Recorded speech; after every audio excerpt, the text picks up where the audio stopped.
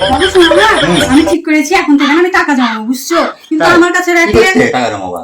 পরে বড় কিছু একবারে বানাবো, সোনা দানা কিছু বানাবো।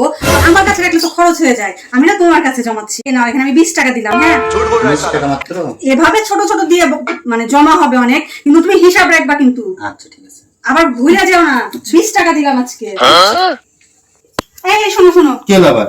ওই যে বললাম না যে আমি তোমার কাছে টাকা জমাবো, হ্যাঁ। এই নাও আজকে আবার 1000 টাকা রাখলাম। 1000 টাকা? হিসাব রাখবা কিন্তু। और अभी तो रुको, পরে আমাকে একদম ঠিক টাইম বুঝাই দিবা। বাকি। আচ্ছা হুম। এই শোনো, হ্যাঁ। বাজার যাবো, দাও আমার টাকাটা দাও, যেটা 20,000 টাকা তোমার কাছে জমিয়েছে, 20,000 টাকা ফেরত দাও। भीख मांगने का 20,000 টাকা?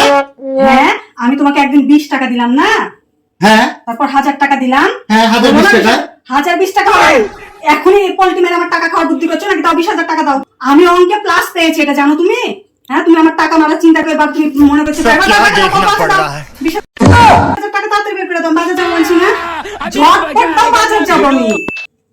কত আছে এখানে? 5000? ওই এই কদিনের মধ্যে আমার টাকা দিয়ে চলছে নাকি? ঝটপট আমাকে বুঝাই দিবা 2-1 দিনের মধ্যে।